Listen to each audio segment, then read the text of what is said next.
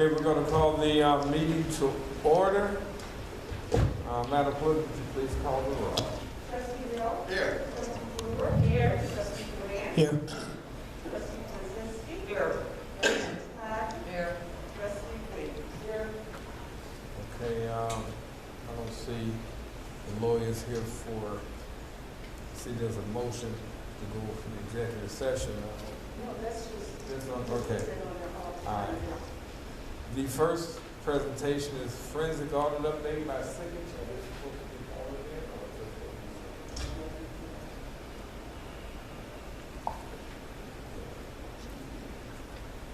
All right, I hope I pronounce this right. Lunar Energy Solar Program and Space Allocation? Lunar Energy. Okay, Lunar Energy. Okay, so you're on.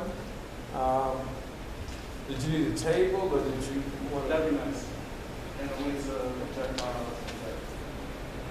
Oh, you needed all that? Yes, I spoke with He had actually printed out the, no kidding. okay.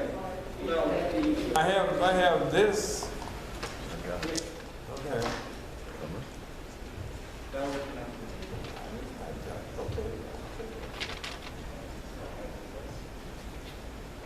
Do you want to see it?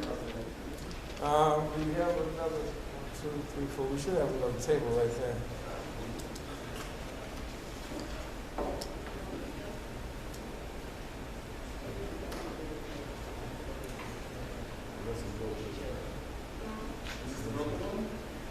That should be on.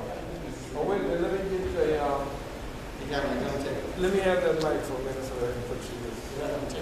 Oh, it's right there on the table. One of the covers that go on the mic. Thank you.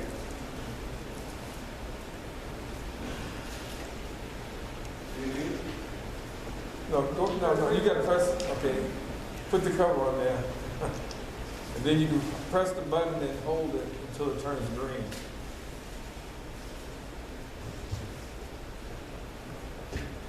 There you go. Is it green? It is green.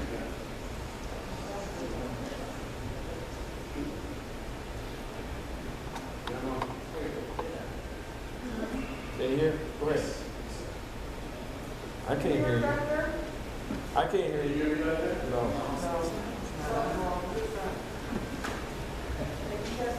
Testing. Test.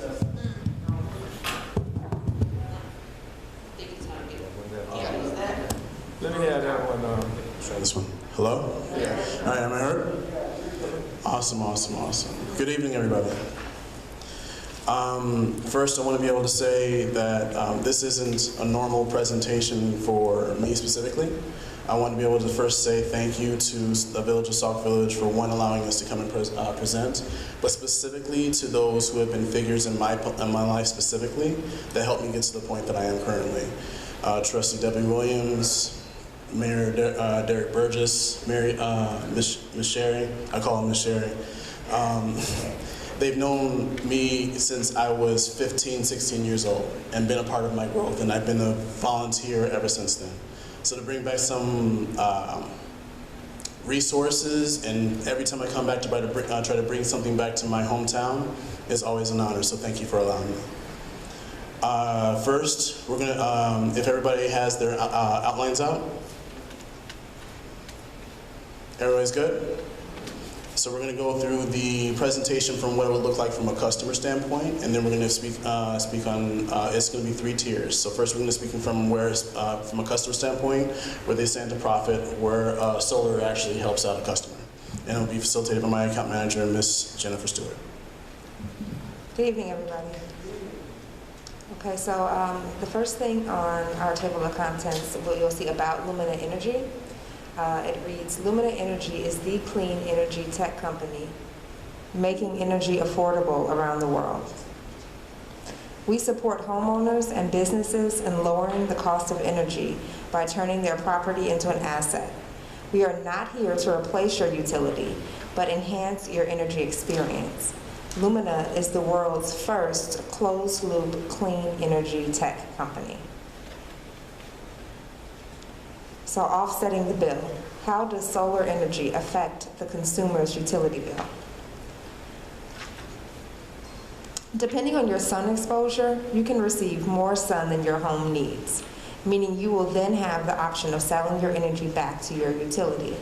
Make your home make money for you. Should your home not have gotten enough sun during the day, your utility will continue to provide electricity. Having a solar panel is in no way replacing your utility.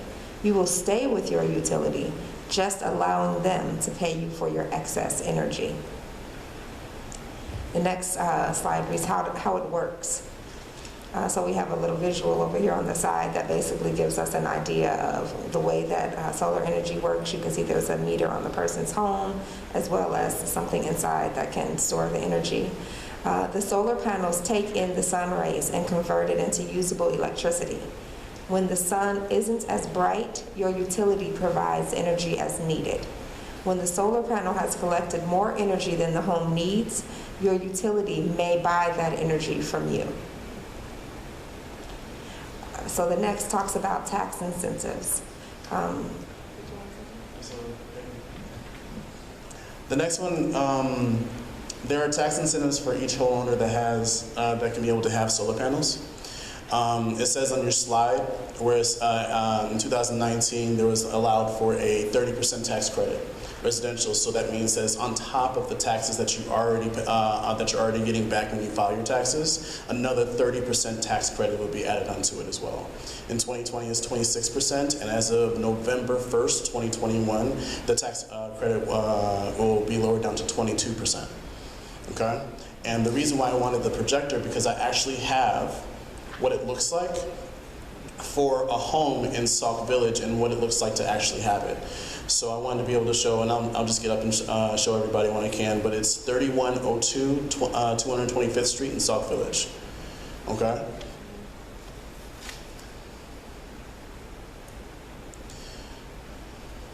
One moment, please. Oh, can I have the Wi-Fi? Connection to the Wi-Fi.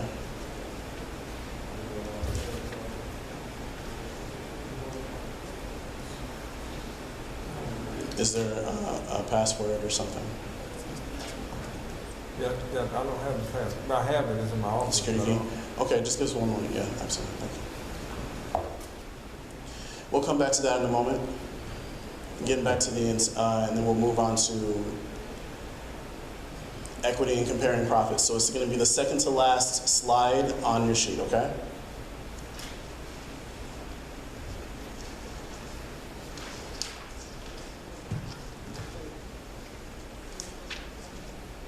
Comparing profits, are we there? Hello? Hello? Hello? No, I'm just trying to see if someone's going to call. That's okay. Oh, okay. All right, so comparing profits. So once again, we're speaking from the position of what it means to the customer. The average home in Illinois is valued at maybe $200,000 to $205,000. Maybe it's different in different towns. The home that we actually found in Sauk Village was valued at is actually for sale for $142,000. Adding solar panels and then the technology that we offer as far as storage and things of that nature adds to the value by a minimum of 4.1%, as done by as surveyed by Zillow or Real Estate Authority in these United States. On average, on the low end, it'll be an average of anywhere between $8,000 to $12,000, and you can be able to see on the picture that you have there that properties appreciate, which means properties appreciate in value, which also means a lot more money to be able to get back into the village. Okay, are you connected? Okay. And then I was going to show you what it actually looks like for a customer, the tax incentives, or real tax, what a real look like for the for a customer. One moment. Okay, so then that's going to have to be for another day. So that's basically it. What we found with what we had for 3102 Sauk Village what we found, 3102 for 225th Street, it was going to be a rebate, a real-time rebate of $17,000 from 2 grants that would be given back to them through their taxes. So it was going to be the federal incentive, and then there was also Illinois Shines that gives back another incentive, just being rewarded for having renewable energy as part of your property. So we did all that to say, just to make sure that people can understand the benefits of solar. And then the second part of our presentation is what we want to be able to bring to Sauk Village. If you can be able to bring up, I want to say it's the last sheet that we have, it's called Empower. Does everybody have that? That one exactly.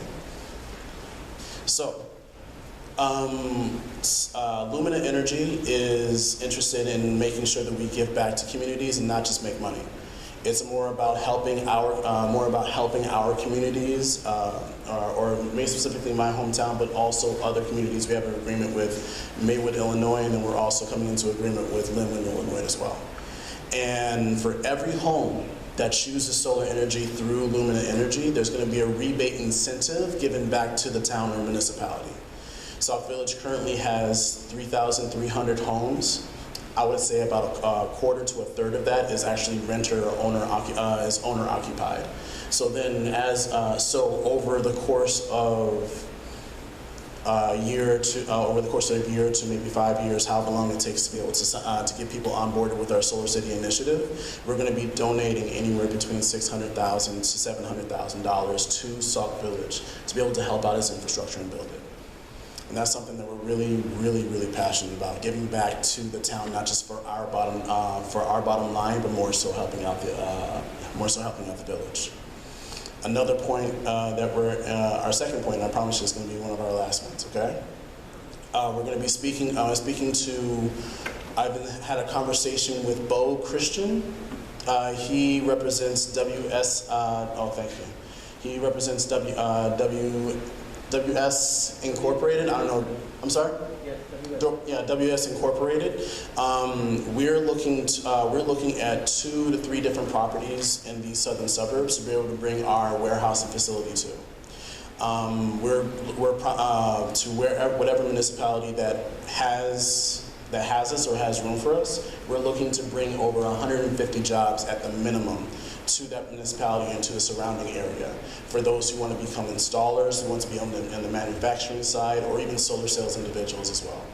So those who to be certified, we are certified through SREC, which is the nationwide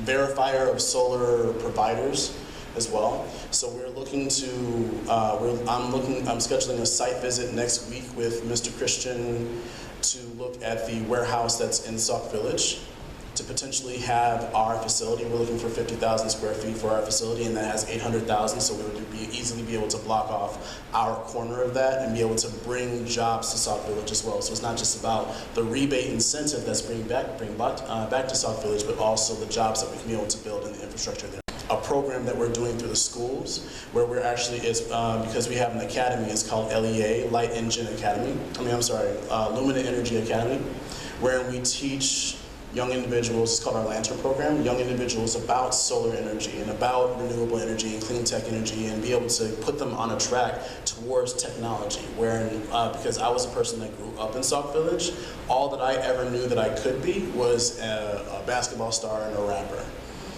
So the fact that I'm actually a vice president of a solar tech company is just fantastic and a testament to what God can do.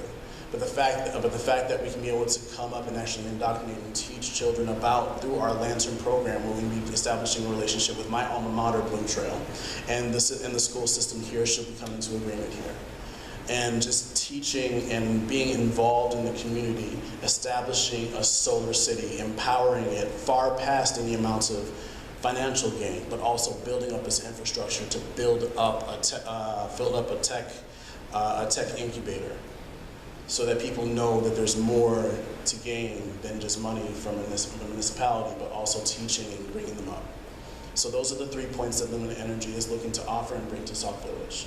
The rebate incentive, which is not a donation, is something that's given back to Sauk Village, whether for programs, for streets, for fire hydrants, whatever it may be.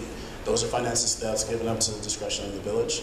Then also given the warehouse potential, or wherever we may land, to be able to bring jobs and infrastructure, jobs to Sauk Village, whether they be in sales, manufacturing, or installation, or anything of that nature. But then also our Lantern program to be able to teach and bring up the next generation of solar professionals. I actually have it up. Thank you so much. I actually have it up of what the live is, and you guys can be able to pass it around. I'm going to show you exactly what it looks like. I wish I had the projector. Email the press. I cannot email this one because for this is hypothetical. This is I found a random home in Sauk Village, and because I found a random home, this will be their information for this for their specific information. But I will be able to show. I'll be able to show you because we don't know who. It's just a house that we picked. So based off of the kilowatt hours, this particular home on 225th Street would have 96% offsets. So that means that 96% of their bill will be brought down. Okay, we're not here promising discounts or anything like that, but because you're getting energy and electricity that's coming in from the sun and generating and giving back to the grid, 96% of your bill will be lowered. Okay, the solar panels will be on two parts of the roof. One moment, please. I want to be able to get a live number of what the tax incentive is going to be. What Joe customer will be getting back from the government.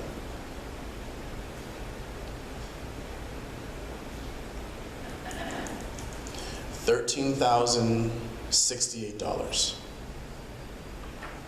which is a real time. If I could, which is a real time number for this specific home. And then Illinois Shines comes in and actually breaks down that number as well. And if you need me to go back and show you what the solar panels look in the house, I will, if you need me to. Back to top. This is a real number for that home. Did you need me to go back and show you what the solar panels look like? Oh, sorry. So that top number, 13,000 that will be given back on their taxes, on top of what Illinois Shines will be giving. The federal incentive will be given on top of that. Okay? No problem. Do you need to see the, okay. Trustee?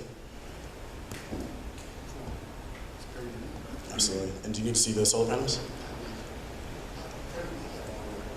Absolutely. Absolutely. Do you need to see the solar panels? Okay. Just a final wrap up. A lot of questions are had about solar panels for the individual. Is to make sure, a lot of people have questions as to why, what happens to my electricity when the sun goes out or something like that. Because it's on a grid tie system, that you're always linked to ComEd no matter what. So as the sun goes down, ComEd comes in to compensate.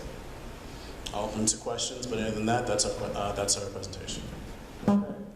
What I want to first of all say, Mr. Posey, thank you so much for coming back to the community after you have left the community and coming back with an opportunity to give back to your community. I just want to say thank you very much for doing that, and we feel very grateful for that. And I see that what you're bringing, it will help.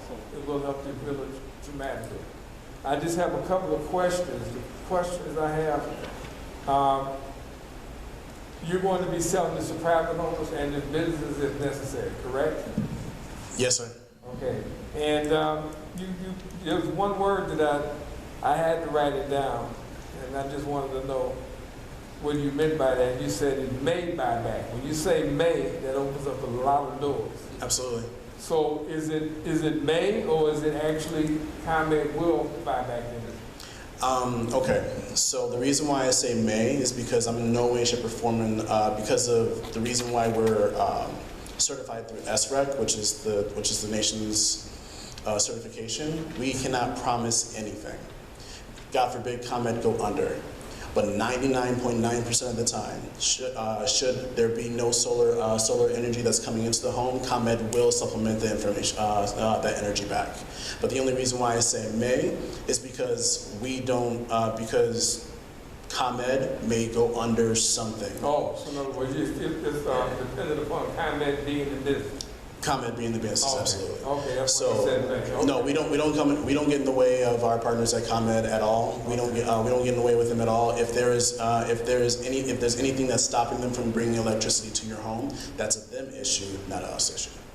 Then the next thing that piqued my interest, you're looking for a 50,000 square foot footprint, spec warehouse? The reason why I say that is because our CEO has his heart set on a 50,000 square foot facility out in Maywood, Illinois.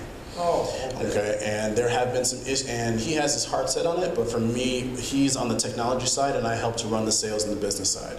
So for me personally, I have some issues with the building only because there are currently $400,000 worth of liens on the property. So because there's $400,000 worth of liens on the property, it does not matter to me at all what we're getting for it on the short sale.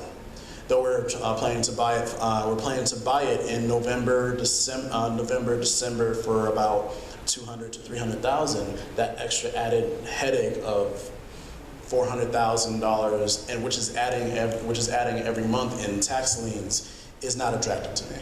Okay. So if I can be able to present him with different options before the board, and we can make a decision as a leadership team, that would be fantastic. Please give him our number so we can talk. Maybe we can find out what we need, what he's looking for, what we can present to him. Absolutely. So the reason why he's in, so the CEO is in charge of the acquisition of the building is only because he's the tech side of things. So it's not just solar panels, but it's virtual power plants, ground mounts, arrays, and being able to be helpful to impoverished areas around the globe. We're establishing another market in the Dominican Republic, which experiences frequent power losses. So the fact that if we can be able to have, we are experimenting out in Pembroke, Illinois, which is in Kankakee County, our ground mount that can be able to get solar in that's off the grid. That way it's off the grid, so that should the power go out in an impoverished country, we want to make sure that we're able to still provide power. The last question I have is, I asked all of the people I know that are in solar panels, does your company or the panels that you put actually run the electricity in the house, or do they store it and we get credits for it? Okay, so the way that the solar panels work is that there's three components. There's a solar power, there's a solar panel, there's a DC inverter, and then there's a Tesla Powerwall, which we have a partnership with Tesla Powerwalls. Yes, ma'am? So with Tesla Powerwalls. So the power comes in through the solar panel, is converted into usable energy through the DC inverter, and then any excess of energy is put into the Powerwall, which acts like a battery. So you can be able to store that power and be able to sell it back to the utility if you need to, or store it for a rainy day. God forbid the lines are down and there's no sun. So I'm just going to ask, are you saying that if the power goes out, we can use what we have left stored in the batteries to power the house for a while? Yes, sir. Okay. All right, I just want to make sure that I got that clear, because I heard what you said and I'm just looking at, okay.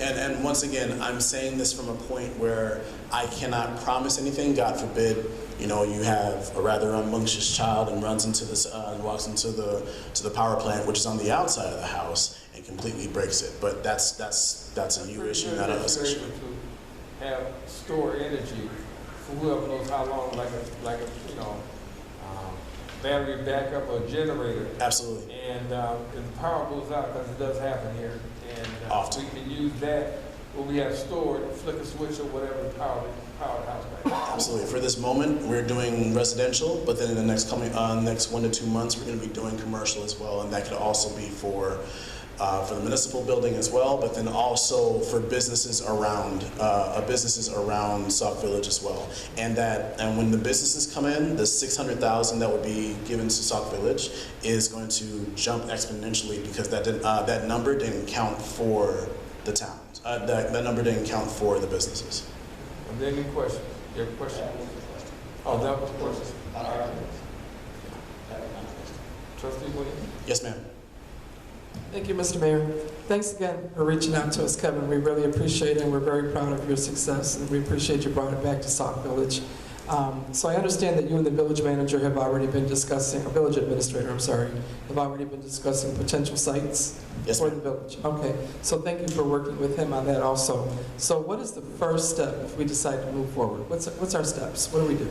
Well, what's most important to me is that we understand that we're not in the business of locking you guys into any amount of contract that you work exclusively with Lumina Energy. But the fact that with all the rewards that come with it, it will behoove you to work with us. So we'll draft up a memorandum of understanding that says that for every home that's signed up in Sauk Village through Lumina Energy, we're contracted to you to be able to make sure that that rebate incentive is kept in track of. It takes, once that home signs up, it takes 90 days for the incentive to go to the village. The next step would be, of course, once you deliberate and once you, of course, vote, would be to be able to hash out the memorandum that we're obligated to you and that you're not obligated to us, to be able to keep track of those numbers. But then you also are agreeing to work with Lumina Energy. But it's not exclusive. It is not. Homeowners have a right to choose another solar. At any point in time. Thank you. Yes, ma'am. Any other questions? Yes. Yes, sir. Can landlords do that for rental properties also? Absolutely. It does not have to be owner occupied, but it doesn't have to be owner occupied. It just has to be their property. And the only thing I would say to a landlord, if they were going to do that, is to make sure that you hash out your agreement with your tenant accordingly. Because there's going to be offsets, and once again, as a person who grew up in Sauk Village, my experience is that the majority of the landlords allow the tenants to pay for their own comment bill. So the only thing I would suggest is that they would, fluctuate that, because it's not going to be a jumping up and down. That 96% was an average for a year. So then you can be able to, charge them for whatever it is. So that's it. A landlord can 100% do that. If you breathe and own a home, you can do it. Thank you very much. Yes, sir. Thank you. Any other questions? I have another question. Trustee? Yes, Thank ma'am. you. So once a homeowner decides to purchase the solar panel, is there an obligation of any kind? Can they discontinue it at any time, or is it? Well, it's just like any other purchase. So if they decide to buy a solar panel, whether they decide to take out a loan or actually pay cash for it, whatever it is, their obligation is to whatever agreement that they took out to take out the purchase. So they can always go back to their regular energy. At any so point in purchasing time. the solar panels, either flat out or through a lease program. Through a lease program, which we actually, the minimum credit score for someone to actually pass a loan for something like that would be 650. I just wanted to get it on the record. Thanks. Absolutely, yes, ma'am. I have a question. Yes, sir. So how do you plan on, marketing Lumina Energy? Are you planning on canvassing the neighborhoods once we have an understanding? Mm-hmm. Do you expect the village to kind of assist in that process? Mm-hmm. It's kind of like, what do you do for other towns that you're already in? I think you said Glenwood was one town you're already Yes, sir. in. Could you give an example of what you do? Yes, sir. So we are in no way, shape, or form ones that knock doors. Okay. We are SREC trade company, and someone who's knocking on your door asking if you have a comment bill, I would not, that is any of my business, but I would not. So what we plan to do is going to be 3 tiered. So one, social media. What we do, for our academy, got within the first month, got 50,000 impressions. And if we can be able to guide that towards Sauk Village, that's one. But of course, social media is an ambiguous term because it doesn't really convert that well. The second point is that one thing that we're doing for the Village of Maywood is we're actually coming up with renewable energy forums. So clean energy forums wherein solar clean tech professionals as ourselves and anyone else within the village who has a voice or actually has questions about renewable green energy be able to come out and come out to these events. They'll be COVID friendly. They'll be live streamed on all platforms, and we'll be asking for the village cooperation and placing it on their pages, their Facebook, their Instagrams, or things of that nature. That way we keep it COVID friendly and keep the space. But then also we're making sure that we're getting the word out that people can. All they have to do is go to luminaenergy.com and then put in their address, put in their full address and a way to contact them. We're done. And then the third thing, of course, was the Lantern program. So the Lantern program, educating kids about renewable clean tech energy or just technology, period, because we have a curriculum and working it through the school system, those kids end up being solar sales reps to their parents. So one thing we've definitely received we're seeing a lot of success with is being able to not use the kids, but tell them about renewable green energy, and then tell us the parents, and the parents go home with a little bit of collateral to be able to let them know about how they can be able to help them. Thank you. Yes, sir. Any other questions? Okay. Kevin, we're looking forward to hearing from you as soon as we hear, and then also as far as the building is concerned, looking forward to working with your company and see if we can sell one of the, as you said, WSI has a large footprint, and I'm sure they can accommodate. Absolutely. Thank you. Thank you so much, sir.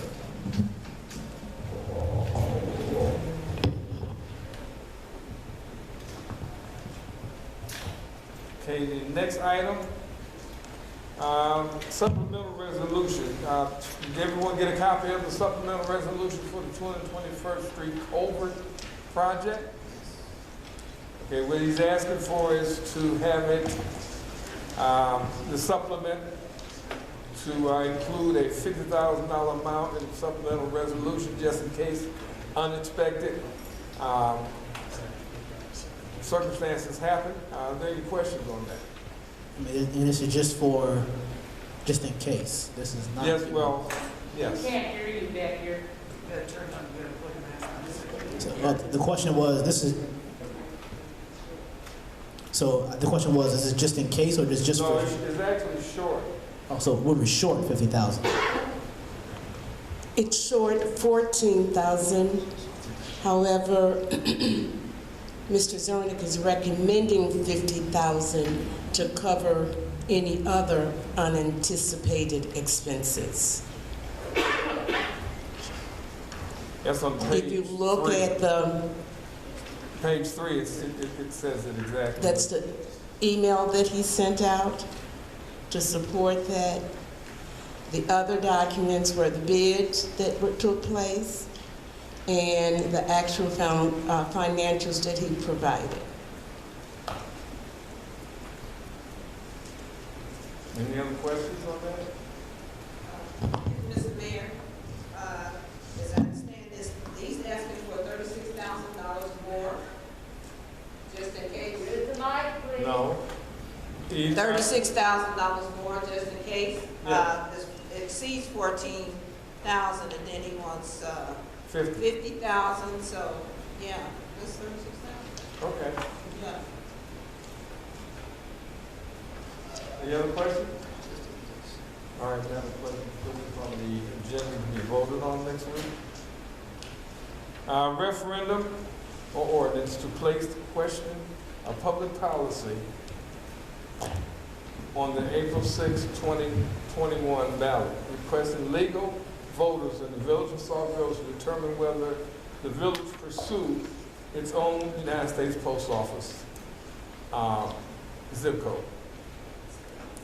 I think that's kind of self-explanatory. We're going to ask. Mr. Mayor, I have to go on, and it's also my recommendation that we look at that. So I would like to first provide just a little justification of why we need our own zip code.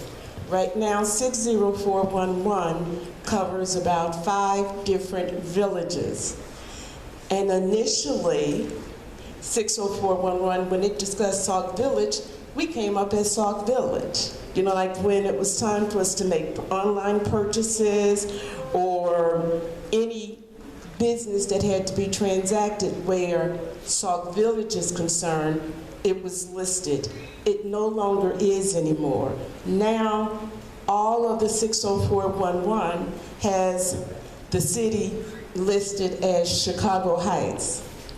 And I have found that just recently, I've had to certify some of our residents' addresses because for whatever reason, they had to show proof that they lived in the village of Sauk Village and not Chicago Heights, because items that come to their home a lot of times has Chicago Heights on it.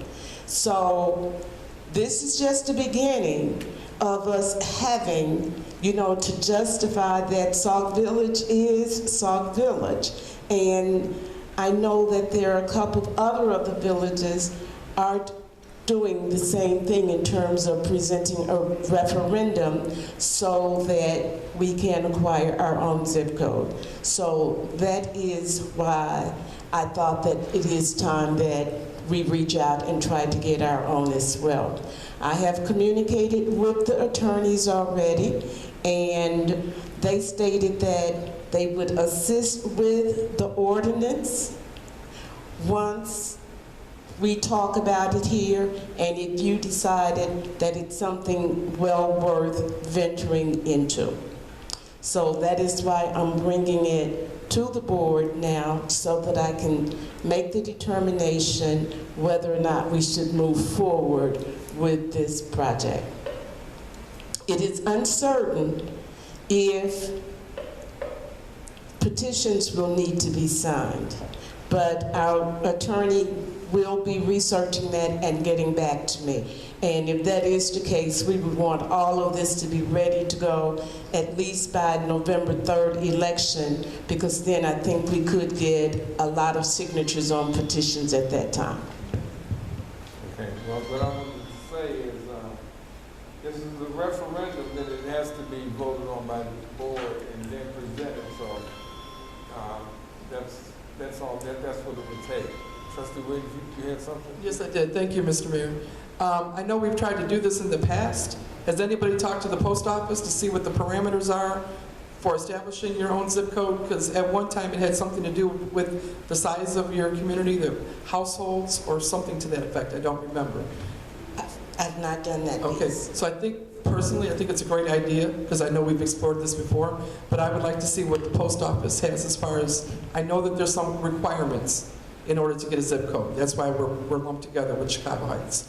So if we could, I don't know, is it soon enough, is there enough time to get it on the November 3rd ballot? But I would reach out to the post office first. No, it's not going to be on. Oh, I thought I heard you said you wanted it by November 3rd. I was saying if we needed signatures on a petition, right, then it would be good to have the petitions ready to go for the November the 3rd election. I'm sorry, I didn't hear that. That's okay. So yes, I totally agree, but would you mind checking with the post office to see I if will there's check any with the requirements? police. Okay. But then I would still like to make a recommendation that we consider putting it on next week's agenda so that you can vote whether or not I should move forward with the needed research to make it all happen. Provided the post office doesn't stop. That's doing the research. Yeah. Yes, ma'am. Thank you. So you want to hold on to move forward for next week? Yes. Maybe, is there any other questions on that?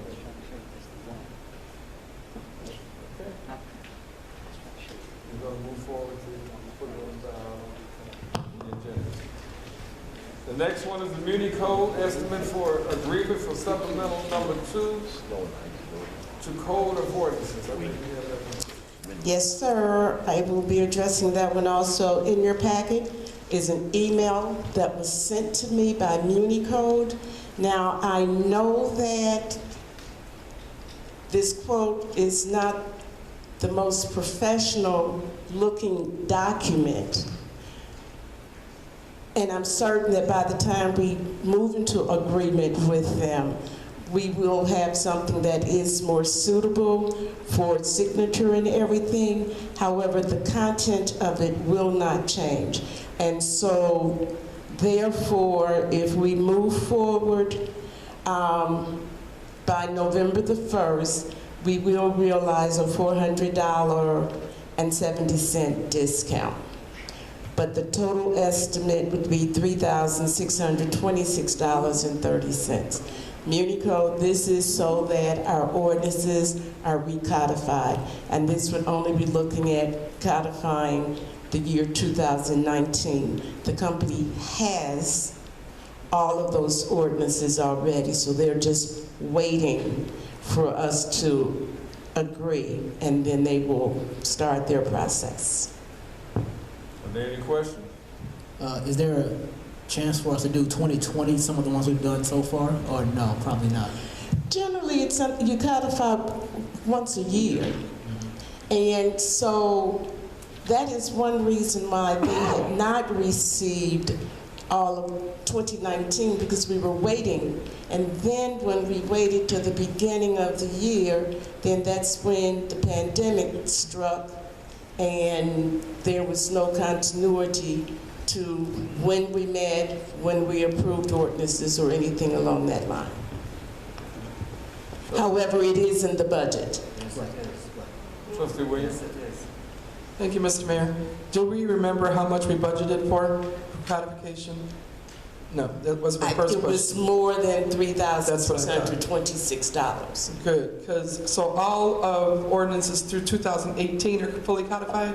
Oh, that's been done. Okay, so we're starting with 2019. I agree with Trustee Grant, that was going to be my question. Since we're recodifying, if there's enough money in the budget to move forward with more in 2020, because if we don't have up-to-date ordinances that residents can reach out to, if they get a ticket and the old ordinance is still available, then we can't really hold them to their ticket. Well, the beauty of us having a website is not only do we codify, which helps us to keep a record of any changes, amendments, revisions to previous ordinances, but our actual ordinances are on the website as well. Right.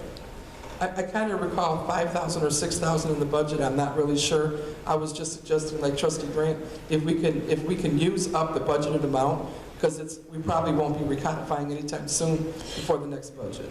I think that there was approval, and correct me if I'm wrong, Trustee Todd, that we would allot funds in the budget every year for codification. Right. Because when we recodified in 2018, we had to do a 5-year span, and that was very costly. And the trustees said that they did not want to ever have to expend that type of money ever again.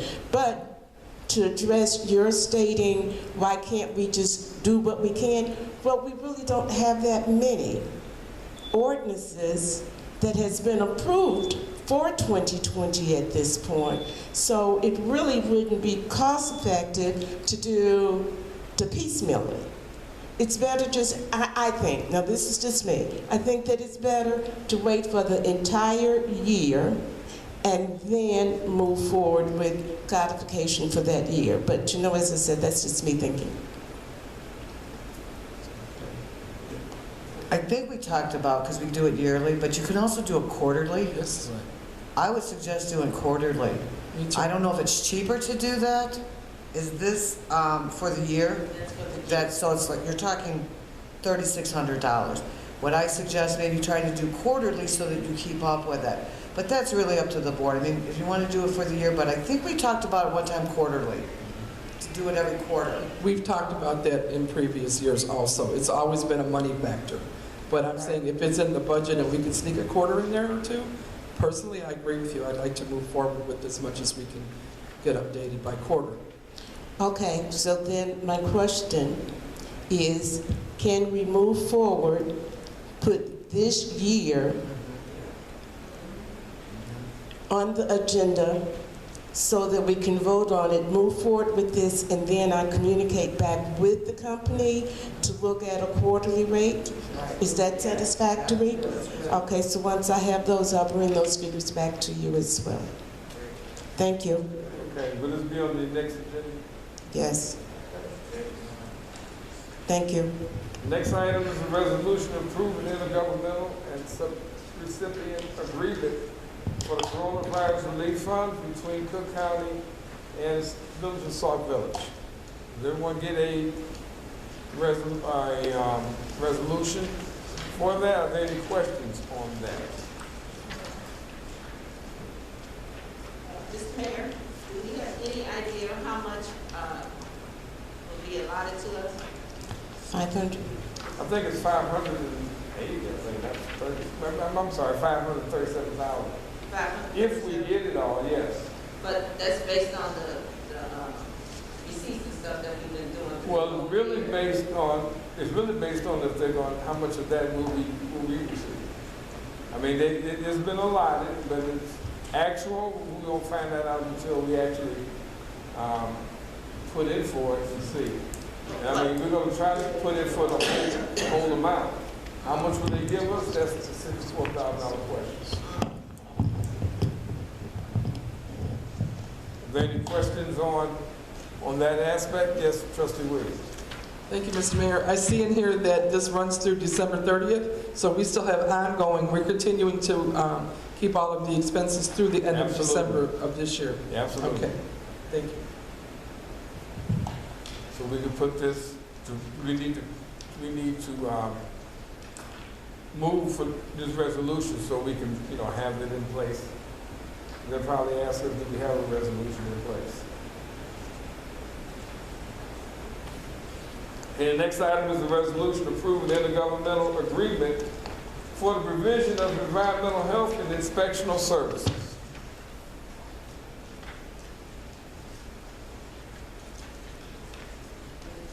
Are there any questions on that? Trustee? Quick question, Mr. Mayor. So, 1, 2, 3. The third one down, from the third whereas the county is a home rule unit. I don't think I should say that, should it?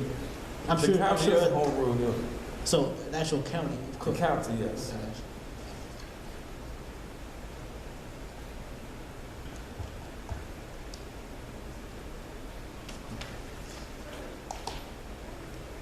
We do this every year. This is when the county comes in and they take care. We don't have the personnel to do health inspections. So we put that emphasis on them and we pay them for it. And we get our money back, they get their money from the inspection that they do, which we do quite often. And so their money is recovered from the business. And I just want to note that it's still $100. That hasn't changed. I remember that. It's when they go up, we go up. I mean, that's, right. We're just not gonna. Right now, it's what they're charging us. Correct. Any other questions? Okay, Madam Clerk, we put that on the agenda for next week to be voted on.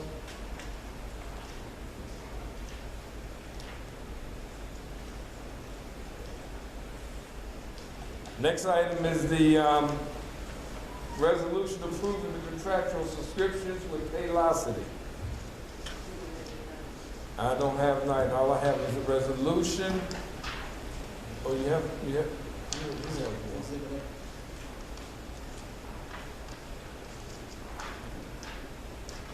Oh.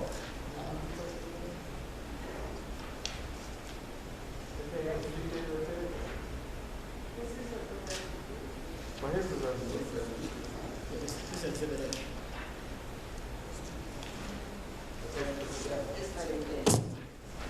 Oh, you do? Okay. Did everyone get the resolution and the actual quote? Are there any questions? There's also an agreement. You have that? I have the quote and I have the agreement. That's it. Okay. Are there any questions? I have a comment. Mr. Mayor, when we did, whoever drafted this resolution, I would like to see something there. We can't hear you back there. I would like to see something in there that emphasized that they should have more communication between the Paylocity and the staff, because I know there was a problem that they couldn't get answers, they couldn't get anybody on the phone. So we need to emphasize to Paylocity that we need contact. So we need to put some kind of language in there saying, I know they think it might be required, but the former ones that we had just didn't respond to us in a timely fashion. So that should be one of the things that we need to really put in the resolution, that they need to respond to us whenever we have a question. Resolution or contract? Well, I think the contract is already set up. If we put it in the resolution and, if we can put it in both, that's good. That needs to be emphasized more. You were when they did the presentation, right? I'm sorry, but, You were here when they did the presentation? yes, I was. And they asked that exact same question? And he said yes, but I think it needs to be put in writing. He said yes, they would be, try to do better, but what does that mean? We need to put something more, to emphasize So you wanted it it more. writing in the contract? We just put the resolution. Do you want, you're asking to have the contract stipulate? I don't know the exact language that we should use, but I think it should be some kind of language because we're not getting the feedback from the prior company that we used to lose. So I want to avoid that kind of situation and make sure that they have to respond to us. They have to give us some information.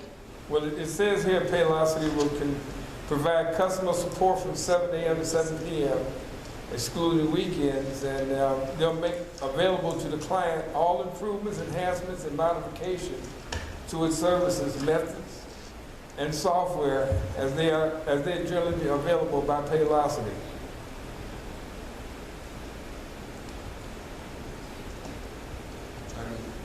Paylocity will use due care in processing clients' work. Are you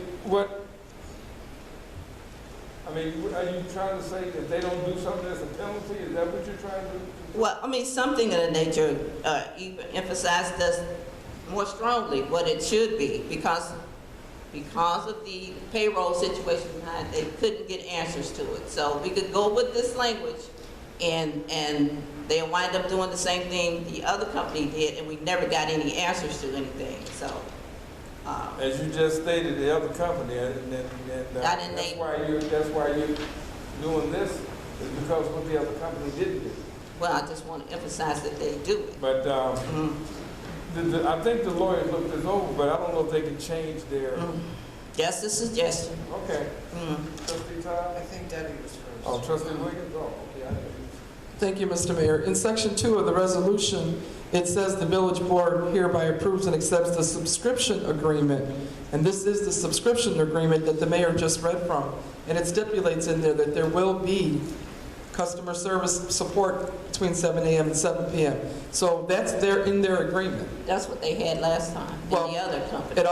It's in here, Yeah. and they agree, and we agree by resolution that we will have customer service support from 7 a.m. to 7 p.m. So I wasn't sure if you realized that Section 2 actually approves this agreement, and it's stated in there.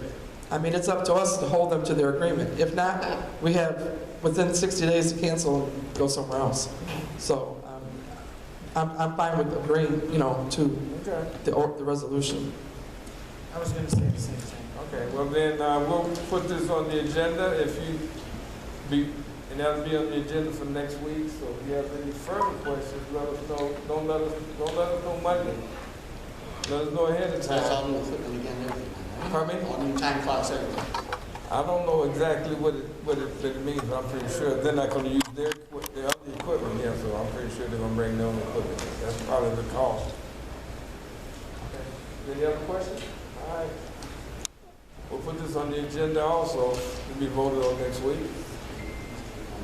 The next one is Halloween hours trunk or treat. All right, I asked the clerk to put this on the agenda. Halloween. I want to, ask the board, are they okay? Is the board okay for having Halloween this year in the village? I'm fine. Okay, Trustee Brewer? That depends on the activity we're talking about. Halloween? I know. What are we going to do? A party? Or are we going to do trunk or treat? How are we going to do I that? didn't get the trunk or treat yet. Yeah. So I'm just talking about I don't know. trick or treat for individual, for a home. Yeah. Oh, for homes. Oh, okay. Okay, and your answer? Well, yeah, I'm fine with it if it's at their house, because you know what it is. Trustee Todd? I'm okay with it. Trustee Grant? Yes. Trustee Bell? Trustee Williams? Yes. Okay. Now, that being said, I think, I get this wrong every year, I think it's from 4 to 7, but now you gotta understand the kids aren't physically in school. I don't know what time they get out. Oh, that's right, it is a Saturday. Is anybody, I'm looking at the same time, 4 to 7, or do you want to shorten it to 4 to 6? Anybody have any ideas on that? Okay, well then we can leave it at 4 to 7. Okay, so that'll be 4 to 7. Okay. And now trunk or treat. Trunk or treat is something that's optional. You know how we run it, we put it out there at the community center. I don't see a problem, it is controlled.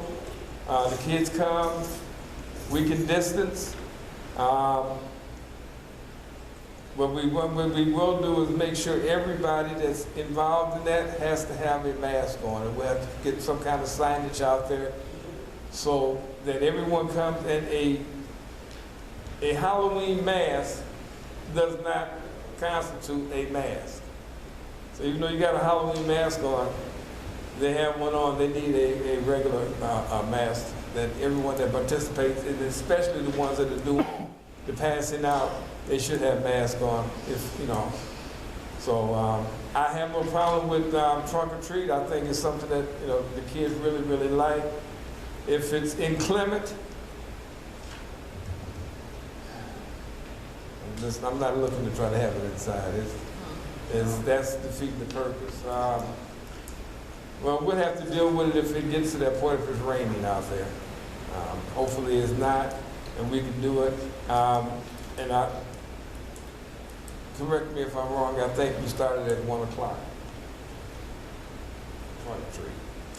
Does anybody remember? I thought it was at noon. Didn't you have the parade and then? So you had the parade, right? Parade at 11:30. Okay. Okay, but then we do 11:30. And then we'll just do 11:30, and then have everybody out there. We have time to go over the logistics. But we'll start at 11:30 a.m. for the trunk or treat. And all those that would like to get involved, please let us know ahead of time so we can know how many cars we're going to have and how we're going to, if it's an overflow. Are there any questions on that? Mr. Mayor. Yes. Thank you. Are we going to do the parade from Rickover to the community center, or are you going to do just the trick or treat, the trunk or treat? Because we used to walk from Rickover to the community center, but that would involve a lot of social distancing if you have to be 6 feet apart. Yeah, the line would be from here to there with 3 kids. I mean, you're right. So we're not doing the parade, we're just going to do the trunk or treat? Just to do the trunk or treat. Okay. That's what I was thinking, but also I just want to interject that the library is having a program during that exact same time. So some of the kids are going to be conflicted where to go, because the library program is from 11 to 2, and they have a lot of activities going on at the library. Oh, you're going to be inside? No, at the library? No, they're going to be outside. So I just wanted to make you aware of it before we come up with a time, that their program lasts for 3 hours from 11 to 2. It's going to be outside, and if we have a function here and they have a function there, then kids are going to be torn between the two. Now yours going to be on Saturday too? I'm not the library anymore. No, I'm just... this one here, 11 to 2 on Saturday the 31st. Yes. Okay. So I wanted to make you aware of it before you carve this in stone, that this has already been circulated from the library, and since trick-or-treating starts at 4, maybe we could start ours at 2. It's up to you. If you want to continue at noon, I'm just saying. The trunk or treat is basically you go through it, and then they can, you know, just like we do with the Easter egg hunt. I mean, they leave here and go to 2 other places. So I'm thinking that, you know, they can leave here and still go to the library, or do they have to be at the library at that time and they can't get in after that? That's what I don't know. The library, I will bring it up now since you're asking. The library has a full day of activities, starting at 11. There's a special guest at 12. There's a photo booth. There's candy, and there's also you have to actually get a reservation because of the social distancing, and because it's going to be outside. They're only going to allow so many in at a time, from what I understand. So this is what I'm saying. It's kind of a 3-hour event because they have to allow for social distancing. It's not like all the children can be at the back of the library at one time. Okay, so what you're saying, okay, my question would be, if the child gets there at 1, can they still get in? At the library? Yes. It says here, every household will be scheduled 7 minutes apart, and they have to call a certain number to reserve a slot. So what I'm saying is, you might get children that are scheduled for 12:30, 1 o'clock or whatever at the library, and they might not want to leave the library just to come to trunk or treat. So they can stay in the library from 11 to 2. They can, I don't know, I just got this today. What it says here, that they have a timed entry schedule to pace each household every 7 minutes. I'm not saying that they can stay there. I'm saying some kids may be scheduled during the time that we're having our trunk or treat and may not get here for the trunk or treat. So you have an option of either keeping it at noon and having both events running at the same time, or doing the village event at 2, and that way no children will be. The reason why I don't want to do the village event at 2 is because if we're having trick or treat at 4, those people that are doing trunk or treat have to go back home.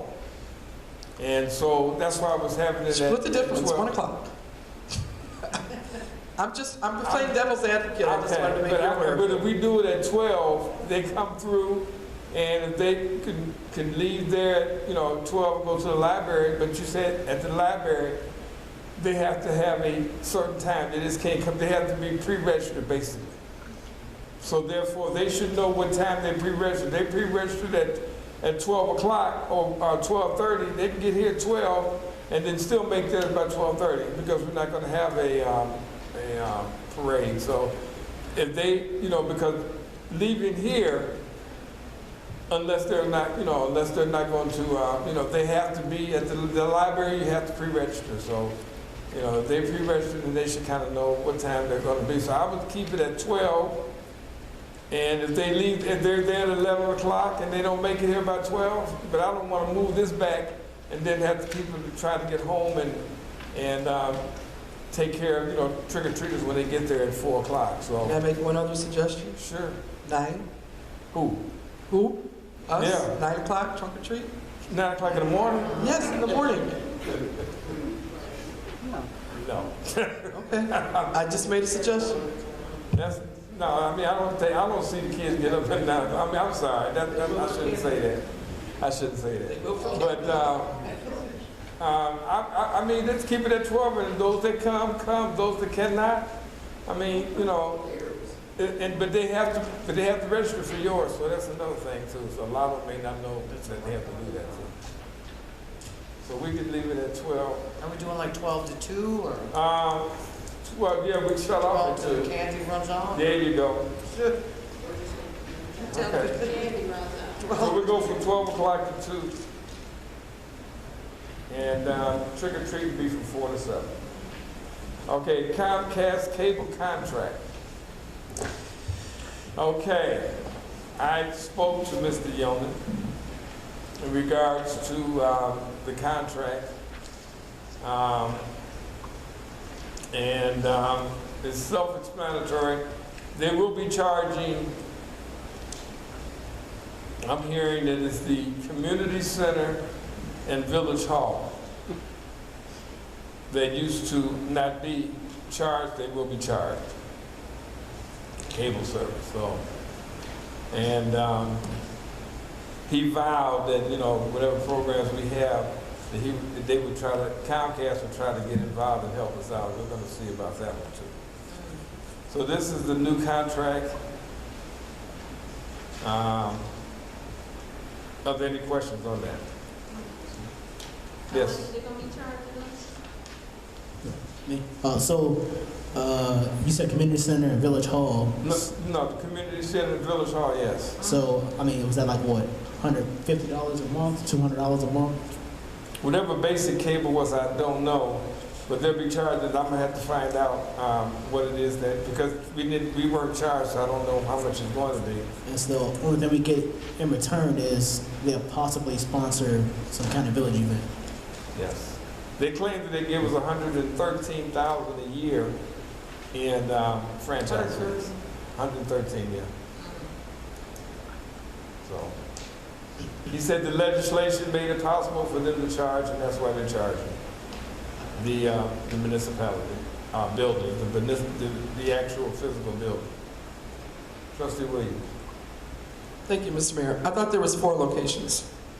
I didn't, he told me what he charged, so the other one. Because Public Works in the mayor's office is also getting charged. That's Village Hall. Fire station, That's community Village center. Hall. I'm just telling Okay. you what he has on his roll. But I think we paid for a couple of them already. There's some that we pay for currently. I think we paid for the fire station, and I think we paid for the senior center, because I've seen that on the bill before. So.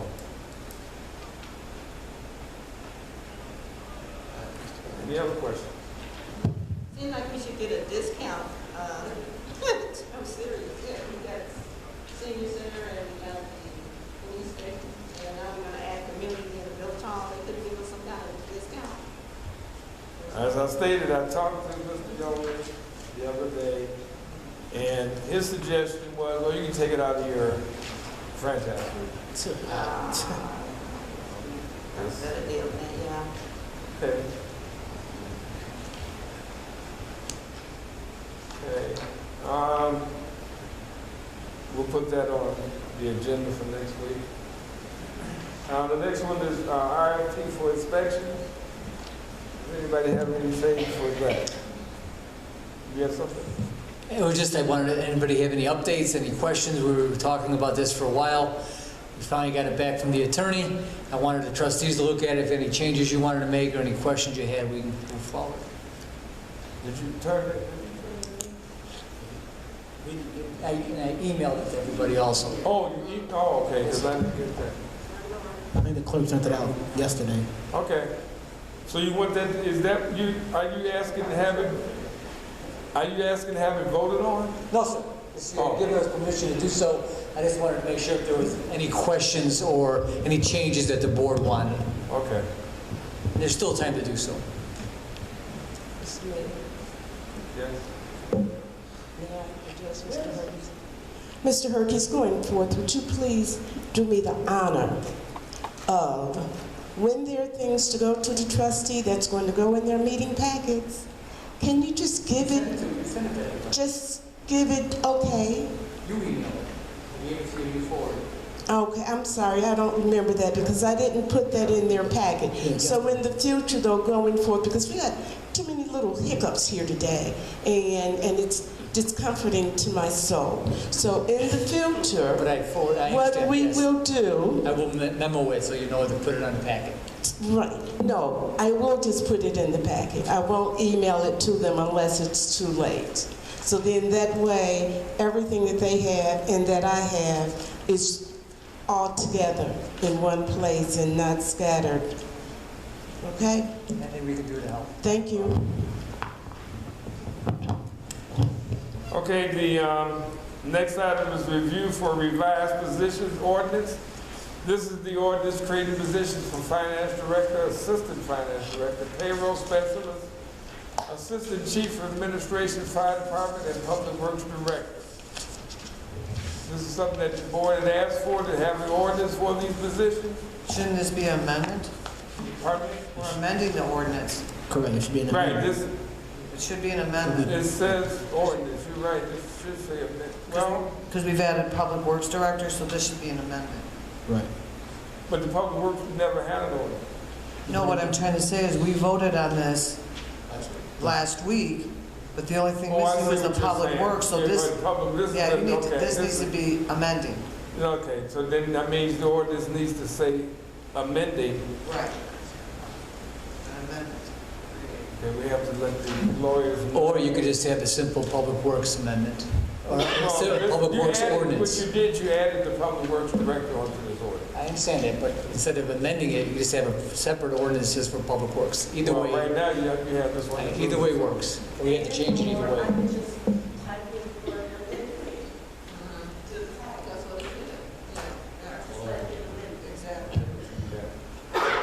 Question, Mayor. Trustee, I'm sorry. I didn't say that. Mr. Herkins, is there any other positions that we need to add to this? I know we kind of went back and forth for, all these positions. Is there any other position that you think we need to include? Trustee, honestly, I'm not exactly sure. I'm sure something's gonna pop up. If I say no, I'm guarantee you something's gonna pop up and say, yeah, let's add this. So at this point in time, as a snapshot, is with the board, no, there's no other ordinances that we believe are needed, but as sure as the sun's gonna rise tomorrow, we're gonna find something that someone's gonna wanna have an ordinance for. So, but at this time, I don't see anything. Trustee Williams? Thank you, Mr. Mayor. This was brought up in executive session that was one position that we weren't sure whether or not it was in the code book. So we did ask the attorneys to look forward to see if this one or any others. So I totally think that there may be others coming forward.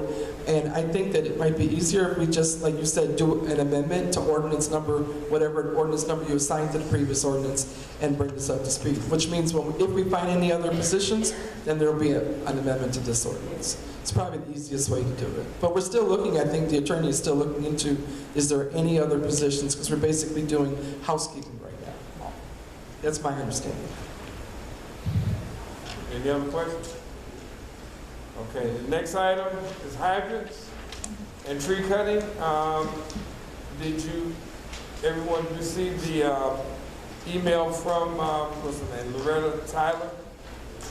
Everyone gets that email and what it states on here? And they're telling us that the union has stated that they were only okay 20 hydrants. So I don't know what that means. So if we do 21, we're gonna get penalized. I'm not understanding that one. Didn't have anything here about the trees, but I'm sure Kevin didn't tell me. But then again,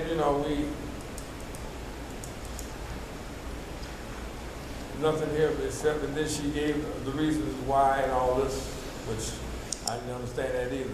I emailed her today, actually, to get an update about the trees. So okay, because but the thing that how she wrote this up as if, and it didn't make sense, but, okay, because. So with the hydrants, Mayor, is that I talked to the engineer today, and he'll have the bid package put together in about 2 weeks, put it out. It'll take 2 weeks to advertise to get some bids back, and in about a month we'll be able to, hopefully, if everything goes well, open bids for the hydrant project. Okay. Question. In a perfect world. So are we going to do the project for the 20 fire hydrants, or are we going to do the project for up to the $140,000? I think $100,000 that we decided that we would use to fix hydrants and trees. Like, I don't know which one are we doing. Is there a certain number of hydrants, or is there a dollar amount? So we'll get the engineer's estimate, and then we can find out exactly where we're at. So once he gets the bid package put together, he'll give us an estimate of what he thinks the 20 hydrants would cost, and then we can work our way from that point. Okay. So even with the 20, fixing those 20, we still have another, I'm going to just say 40, 50 that needs to be fixed. And from my understanding, they're fixing them now, correct? So what was the question? They're fixing them right now, Public Works? No. I gotta love to say yes, but they'd love to if they had the time, if they had extra manpower to do so. So their goal is to continue working on hydrants what they can. Like the one hydrant on Galen, they opened that up finally to get that fixed, and they found they had a wrong size pipe for the valve. So they are working forward. They're trying to do hydrants as they go along, but this will allow us to do a bigger project on the hydrants. So yes, they are working. The hydrants, they're spread out all over town. It's not just a certain part. That's correct. Trustee Williams? So again, piggybacking off of Trustee Grant, so we're looking at $140,000, but we're going out to bid. So we're not going to obligate ourselves to the repair of 20 fire hydrants in case it goes over 140, right? Correct. We're just going to see basically what we can work with within the 140 and within the 20. Correct. So the Public Works has agreed to allow us to move forward with this. But there was a certain number that we originally had was 15, and maybe 20 just in case there was a gap there. And we're just able to move forward and get this project moving forward and rolling forward. So there's going to be some number changes. There's no doubt. I guarantee it's not going to be 20. $140,000. We were talking about 100, then now we're at 140. So the numbers are going to change. Let's see what we get the engineer's estimate for the 20, and then we can work our way into this before we... So it could be 20 or less, but it's going to be capped at 20 in order to go along with what To they do, to appease the project that they requested, yes, ma'am. Mr. Mayor, to clarify a little bit on the projects, the $140,000 is basically for the tree cutting. Can't hear you. It's basically for the tree cutting, and that if things work out, we would only use 3, the repairs for 3, and Robinson Engineering, if not mistaken, they said they wanted 17. That was their bottom line, and then we came up with 3 more in case, you know, we needed cost overruns or something like that. But the rest of the money was supposed to be spent for tree cutting. Basically, we were going to get the 20 trees done for $100,000. That's the way I understand it. 20 hydrants. 20 hydrants, yeah. So And then everything else is supposed to be for the tree cutting. So we have 2 different funds. One was $100,000 that was in the budget for the hydrants, and $140,000 was from CN that they agreed to via contract to do the tree removals or hydrants if you wanted to use that money for whatever you wanted to use it for. Nothing has been obligated yet to either one that's taken from those funds, but there's 2 pots of funds that we have earmarked for hydrants and for trees. But I didn't know there was a certain amount of trees. I didn't know that that was capped at. I didn't even see. We haven't got to the amount of trees there. We just, I didn't see anything that said. that's going to be a little bit of work with the union and getting what the village wants, and I'm sure it's going to be the size of the trees. Absolutely. Then we're going to have to contract out the bigger trees, which having a company come in and do, and then letting our public work guys continue to do the smaller trees and the things that are more manageable. Okay. So, Mr. Hercules, we're going to start with the hydrants first and try to get all those things before the weather sets in, and you know, this is a safety issue, so. It's a safety issue, I understand, and yes, they can work during the winter. Okay. They can do the hydrants during the winter. Yeah, they made that very clear. The engineer said there's no time frame because of the weather. Oh, okay. They'd like to have it done this fall, but it's going to take a little bit of time to get the bid package together, a little bit of time to get the bids out and returned, and then we can move forward. Okay.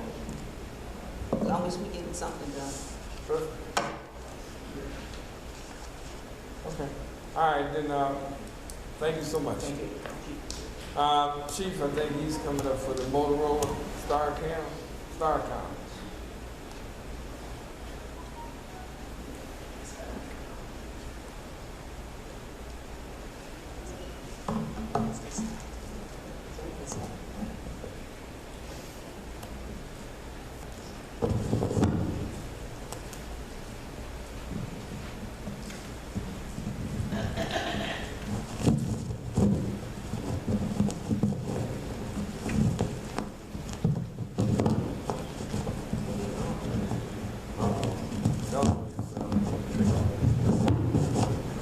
Okay. Good evening, Mr. Mayor, Village Board. If I can, you guys can hear me now? Yes. It's okay. Okay, I wanted to give the board an update concerning the Motorola and Starcom radio system. First off, the resolution that you moved forward with both earlier this year, the Starcom application approval process we've completed, and we've been approved for the Starcom to move to the Starcom system through the state. The main reason for the update tonight is because the original proposal presented from Motorola was credit pending. So that original proposal, as you recall, stated that we would not have to put any money down, and we would immediately start the 5 payments next July. Unfortunately, once the whatever issues or system they put the village through, they could not maintain that offer. What they could do, they still wanted to finance us, so it's not like, oh, well, you guys got bad credit, we can't do the deal.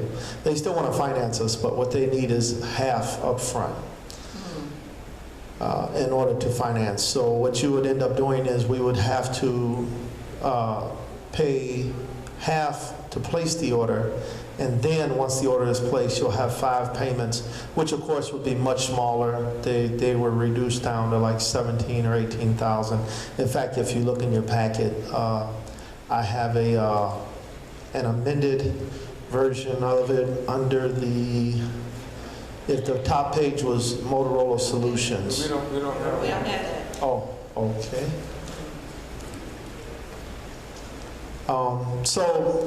So I'll talk you through it. Okay. Basically, when I sat and met with them, I was able to cut us a better deal, where before it was, I believe, 165 or 170,000. We were able to get it down to the same amount, same quality radio, down to 141,000, which means we would have to come up with 70,000, roughly $900 up front. So I know it seems like a big number, but what I did was I did look at the situation that we were in. We compared what we already had going on with the budget.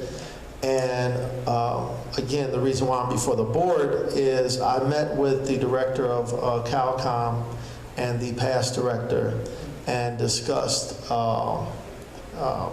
infrastructure improvements and what they had structurally in the agreements. They had none, which was kind of odd to me, but still. But what they did say was that we may be able to, CalCom would be able to front the down payment for us so that we can move forward with it. And then we could repay them spread across our normally monthly contributions. So right now, we normally pay around $23,000 a month contribution to CalCom. If we took that $70,000 and spread it across a year or 2 years or a year and a half, you would increase our payment monthly by anywhere from $4,000 to $6,000. That way it cushions the blow. We're able to move forward on the right timetable before the licenses expire at the end of January.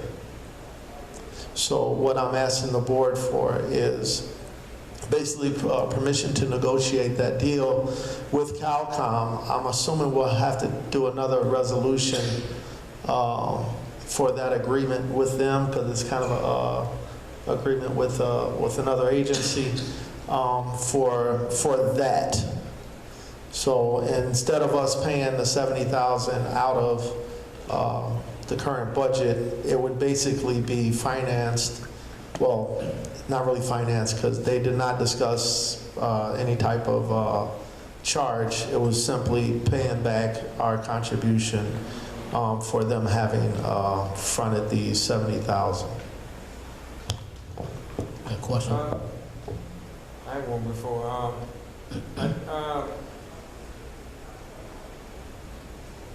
CalCom said they would, I guess, pay the $70,000. Did they say was there interest on that, or? Well, that's why I'm requesting the ability from the board to negotiate that. They did not mention interest. In fact, it had never been done before. Right. As some of you know, I was on the original board for ECOM when it first started. Each town in ECOM has a running total from their old Network 3 budget where they pull funds from for radios, for infrastructure and stuff like that. The dispatch center itself keeps a running tally, but it's basically a capital improvement fund that every town has inside of that entity. For whatever reason, when they set up CalCom, they did not do that. They don't. And so since they didn't do that, there had to be some other way that when some of these towns run into an issue like what we have right now, where it would have such a severe impact on our budget, that we would be able to feasibly make the transition so that we do not disrupt service. Okay. Trustee Grant, you had one first? Yeah, Chief, was Starcom the contract that said that we didn't have to make a payment for a year? Was that a different contract? Starcom is the system, the channel that's available to us through the state. That process has already been complete. We've already been approved. This is the separate contract. What you're talking about is the Motorola contract, because we have to upgrade our radios. Gotcha. And yeah, the mayor asked my other question about interest on the 70,000, but I guess we'll work that out. Yeah, I would be inclined to say, I can't speak for them, but because we contribute just like every other town and we have to make that move, I don't see, I can't talk to as to whether or not they'll charge interest. Trustee Bell? Chief, are you going to negotiate on behalf of ESDA also for the radios? The Starcom channel it's a different level. What they're going to do is there'll be a link to whatever radio system that ESDA is on, so that we can communicate with them also. All right, now the $20 whatever thousand dollars you're talking about contribution, is that PDs and fires or just PDs? The village's contribution to Calcom monthly is roughly around $24,000. For the whole village? $24,000, something like that every month. It's generated from the 911 funds and stuff like that. It goes towards that. Thank you. Trustee Wade? Thank you, Mr. Mayor. How much was allowed in the budget for the radios? And is there another fund that we can get the money from ourselves? So here's what's going to have to, and when they presented the last, whatever budget was published, they had listed $80,000 radios coming out of the DEA fund, but that's not what was presented. So I don't know if you remember our discussion when we were doing our budget hearing and when I did my presentation, it was an understanding that we need cars and I would have to rely on the DEA budget to do that with the cars that we have, trying to maintain them and at least purchasing at least one car a year. If we've already committed to the body cams, which was well over $30,000 plus the system upgrade, if we try and pull this $70,000 to $80,000 out for the radios, there's no way we would be able to get any vehicles, and it will have been drained to the point to where we would have a hard time maintaining our 5-year commitment. Now, the reason I say that is, even though we've been averaging between, I don't know, 70 to 85,000 every year from the DEA, you have to understand that because of COVID, the court systems have at one point shut down, but now they've slowed. All of these funds, it's feast or famine. This is all money that is tied up in courts. We could get. It trickles in. It depends on which case you have. It's not like it's a replenishing account like with the village, where every year you budget for this. This all is literally depending on whether or not these court cases are won. It's just consistently we've had good cases over the years, but because the courts have slowed, the money has now slowed. So it's too hard to predict. And if we're going to commit and do our fiduciary duties and our due diligence on these contracts and agreements, we have to kind of look down the road. That's why I started to look for other methods of getting this done without utilizing that, even if we have to go back and request a budget amendment to get it done. Because if we do that, there's no way we'll be able to afford cards and keep up with our commitment to the body cam program. Is there a time frame that we need to get back to the Motorola with this information? It has to be right away. It's going to take between 60 to 90 days to get the radios ordered and programmed and get all the bugs out of the system before that license expires on January 31st. So, Mr. Mayor, it sounds like it's something that he needs to negotiate quickly and come back to us with. Yeah. That is correct. But that's what he's going to do. And I'm asking, I'm trying to see, I'm sitting here running through trying to see if we can use any of this COVID money for that. I don't know if it's eligible, but we're going to have to see if we can use some of that because that may fall under that purpose. Can't hear you back here. I said we're going to try to see if we can use some of the COVID money from the, if it's COVID eligible. And we'll see, you know, if we can get that fund, some of that money from there. But then again, that being said, who knows how long that's going to take? Because he needs to be able to have an okay right now. So I'm sure we got to sit down and talk to CalCom, which is over there. Cal Park is Mayor.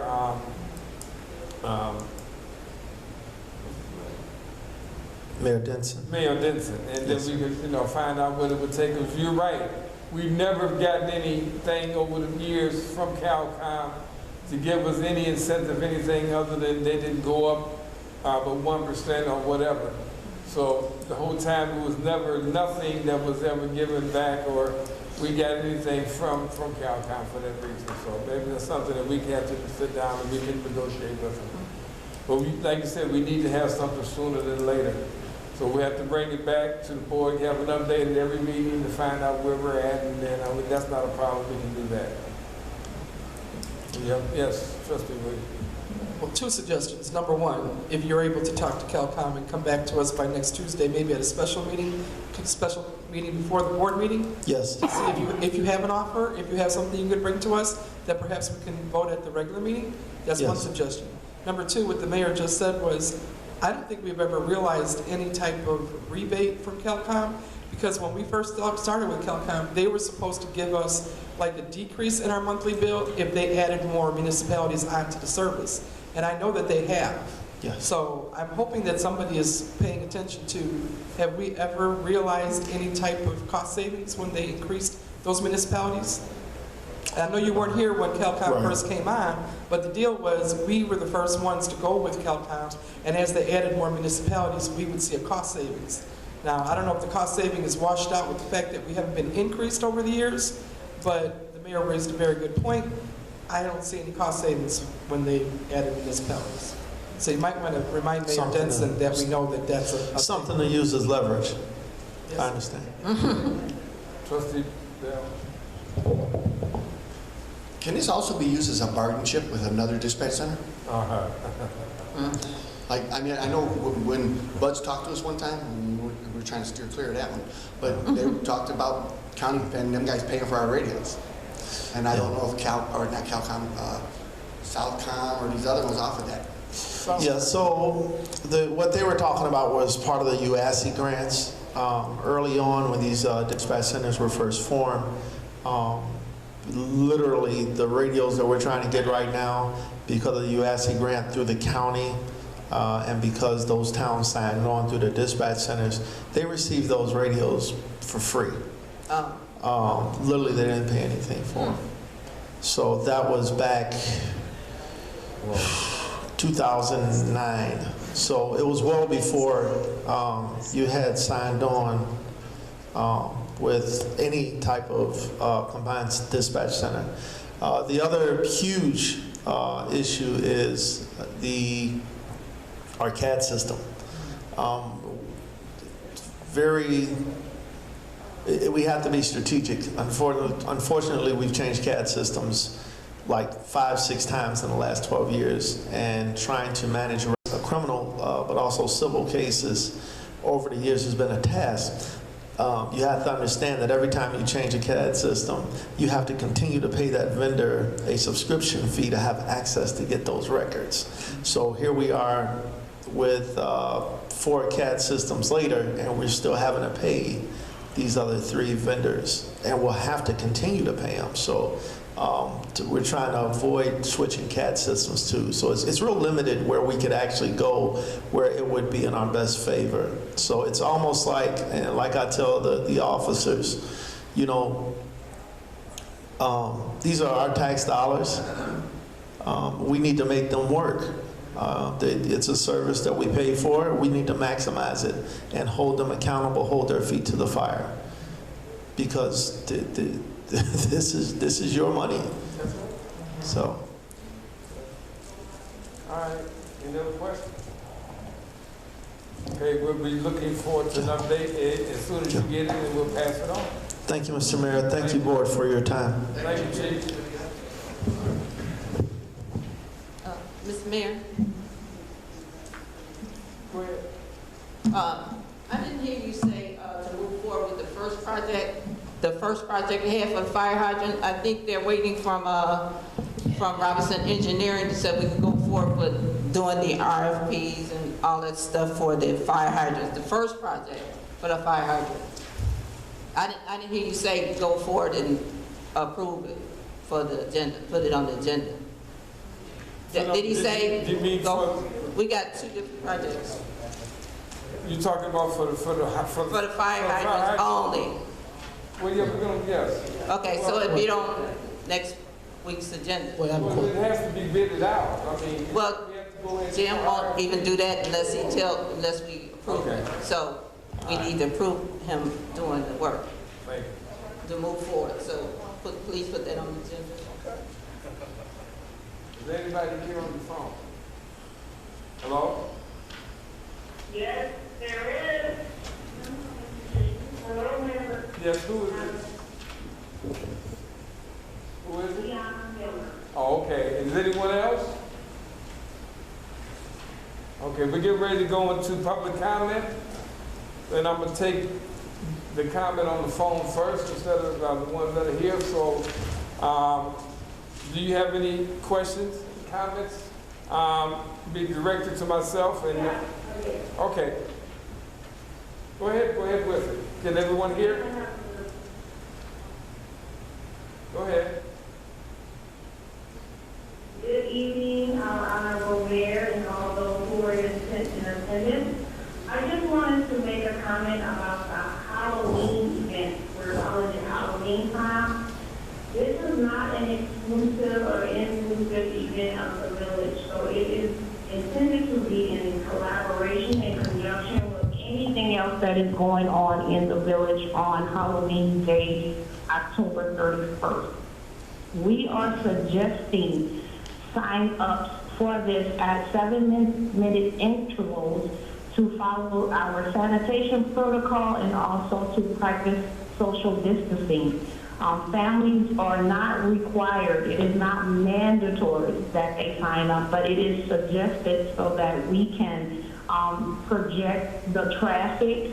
We will be having them coming in per household. They'll be able to take a picture with the option to purchase additional pictures at a small fee of $1, and then they will be ushered into our back area where we will have volunteers who will give out candy. So it is in and out.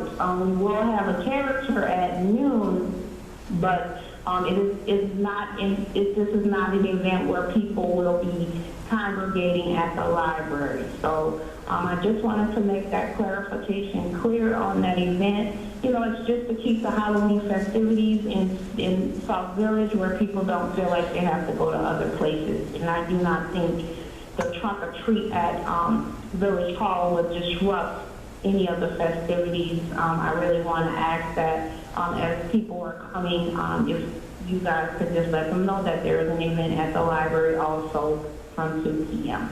And that is the end of my comment. Okay, thank you, Ms. Miller. As I said, I'm going to answer yours first and then I'm going to go to the audience. Trustee Williams did convey that to us, and she did tell us logistics dealing with the library, and we're going to start, I said 12. Yes, I said 12 o'clock, we're going to start the trunk or treat. So quite naturally, when they get through here, they can go there. And you're saying that they don't have to sign up, but you're going to limit the people that come in other words, every few minutes. Is that correct? Yeah, so we're going to stage them out. And it suggests that they sign up, but it is just so we can anticipate them coming, but it's not mandatory. We will not be turning anyone around. Okay, thank you so much. Thank you, Mayor. Okay. Okay, we'll go to the people that are here. Please come up to the mic, state your name. And you have 3 minutes. Anybody have anything to bring before public comment? Usually when it's slow like that, we have a line in a minute.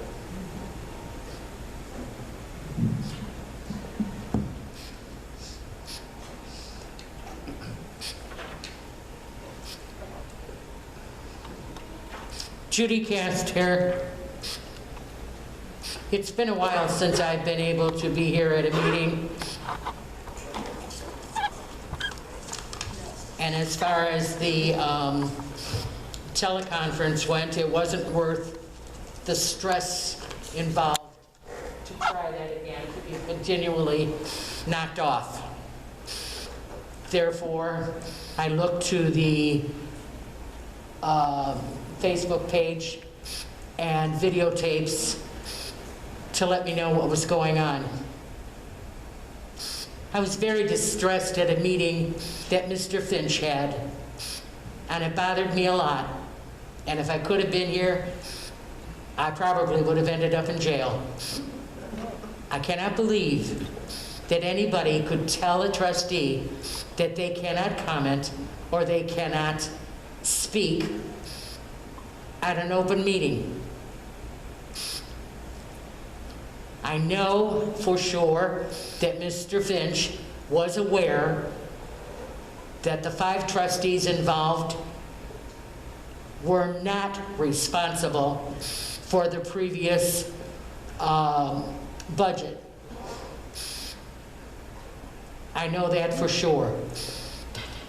But to put them down and they don't have anything to say, can't cover their own backs, was not right. And I'm not gonna debate and I'm not gonna argue with you, and I know there's gonna be something said when I'm done, and if it's negative, that's fine, I don't care. Because if it is negative, I have the video where you yourself said that you took it upon yourself to stop the previous trustees from doing the budget because you wanted these new trustees to have a chance at it. And then you delayed that budget, not the 5 trustees. And you 5 trustees, I kept wondering, when the hell are you going to get up and walk out? Why would you take that bullying? I couldn't believe it.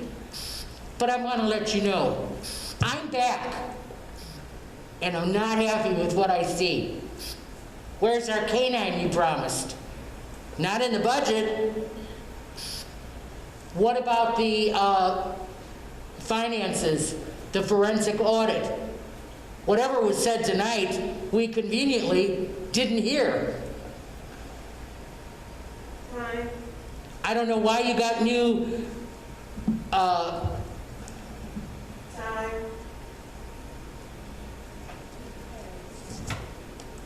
no problem.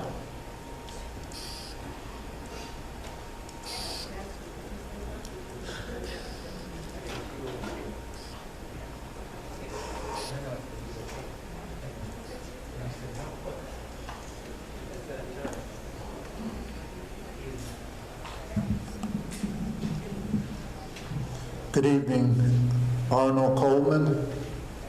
Just have 2 questions. Has the budget been passed yet? And also, when is the next budget up for review and possibly considered?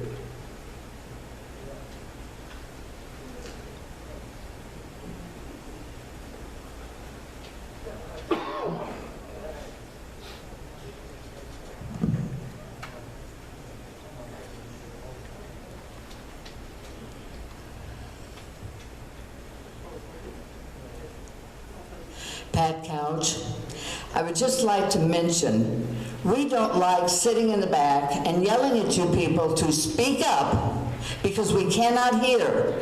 You might consider when you have people from home listening, because you are all masked up, which is what you're supposed to do. People cannot understand what you're saying, and you mutter and mumble, and nobody is hearing what you say. So maybe that's what you want, but you have microphones for a reason. Please, please use them so we don't have to sit back there and yell at you. Speak up. That's simple. You have microphones, use them. The money was well spent on those microphones. Please utilize them.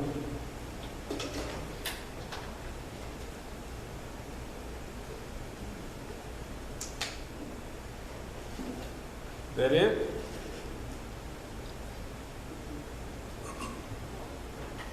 Frank Harvey. I would like to announce I'm running for trustee. And today while I was out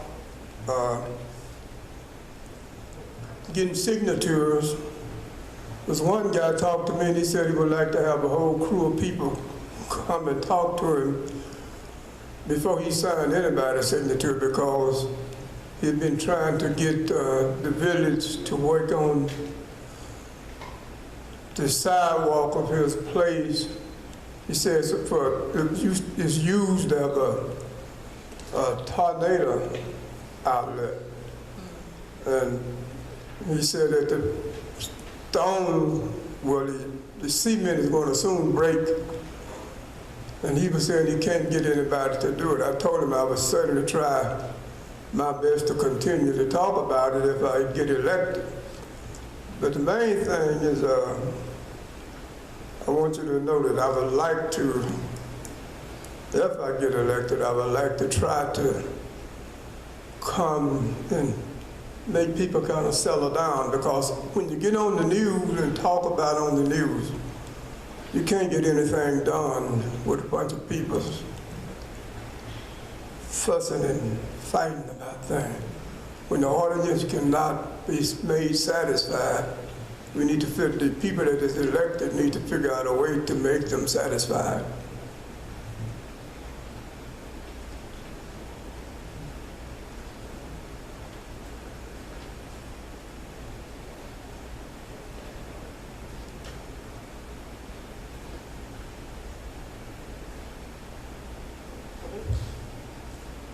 Linda Washington.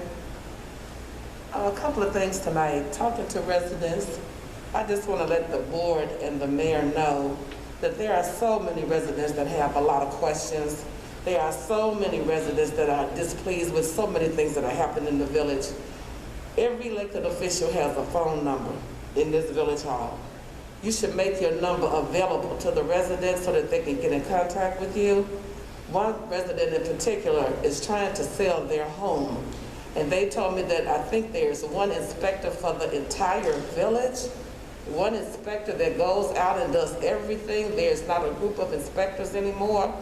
And to try to get an appointment from this one person, they was actually going to see this inspector on a Sunday, because Monday through Friday, he was so backed up he was not available. But when I got to the resident to see the situation, the curb from the sidewalk out to the street is buckled, and it's ridiculous. He can't even drive. And the inspector told him it's his job to get that fixed.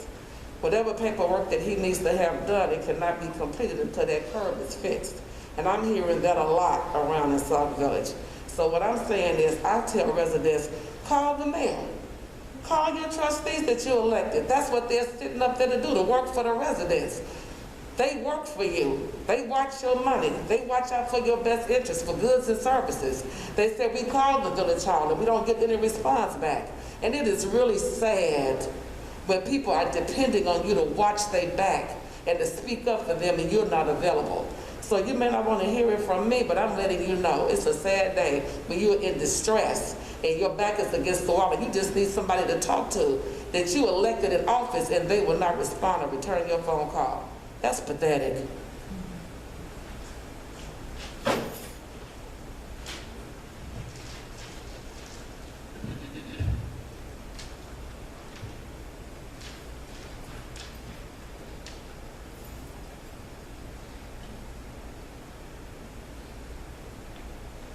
Go ahead. Good evening, Lizette Saunders. You have to talk up and. Lizette Saunders. Saunders. Saun, S-A-U-N-D-E-R-S.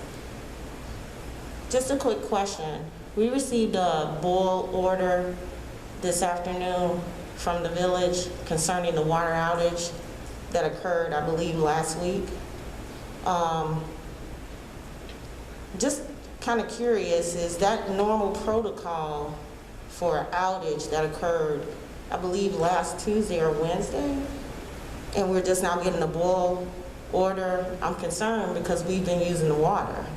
Outside of the rust that you can see, I understand the microorganisms you can't see.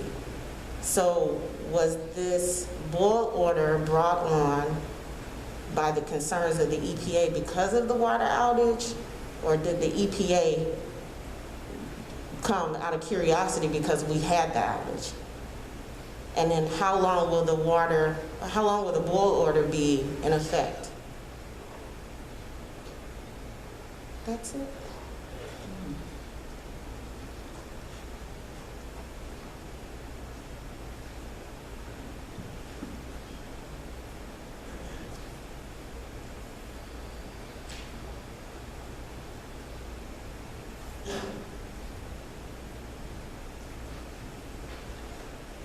That's it? Okay. Few of them were comments. I'm not going to comment on the comments that a couple people have brought up, but I will answer the questions that were asked. The forensic audit is on the way. We will have an update here soon. I do know that there's been a lot of information that's been collected, so they can continue with their process of doing the audit. Next year's budget should be starting April or before. So that'll be for the next fiscal year, because the next fiscal year is the end of May. June 1st starts a new one. So next April we should be working on it and have the reviews hopefully by May of next year. Everything goes well. I'm sure the trustees heard, along with myself, as far as using the mics. I appreciate the person, but we're at when these public comments, it's not for, you're running for office, and I appreciate you saying that, and that's your right, but that's not what it's for. But point well taken. We have 2 inspectors for the village, and I'm here, and usually the village administrator is here. If you have questions or whatever, they can call to the village, and we all have telephones. Each trustee has a telephone. So when they call and they want to talk to a certain trustee, it's on the tree, as they call it, and that number, you can press the number corresponding to that trustee, and it will go to the voicemail. I'm sorry, you can leave a voicemail on that person's phone, and hopefully they'll get back to you. The board order that was brought out today, it does have something to do with last week, and I talked to our village public works director, and they were told to do that. How long is it going to be until they test negative, or until it is tested within the parameters? So the board order will stay in effect, and they'll send out notifications when it's clear not to have to boil. But they have to do tests, and they're going to be doing those tests 24 hours, so they can see if they have to lift it or if they're going to still be that way. And that being said, that's all that I have. I'll start with comments from the trustees. We'll start with Trustee Williams. Thank you, Mr. Mayor. First of all, I'd like to thank Deon Miller for being on the call and providing clarification for the library event. I did just receive this late today, so I really wasn't too clear when it came up in conversation today, so she did a great job of clarifying. So that is pertaining to that event.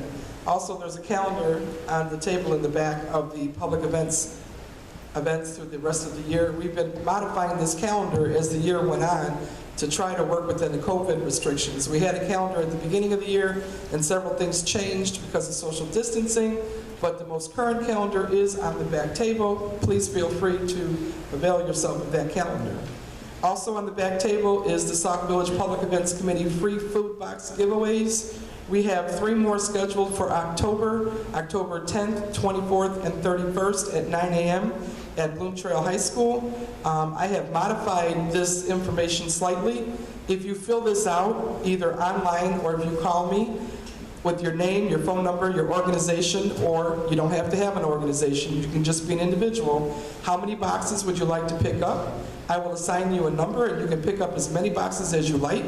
The reason for doing this is we want these food boxes to go to the people that need them. There may be seniors, there could be disabled, there could be other organizations that work within the village that can come pick up 15, 20, 30 boxes. If you have an organization or if you just know 30 seniors that need some help, please feel free. And my phone number is on every single public events calendar.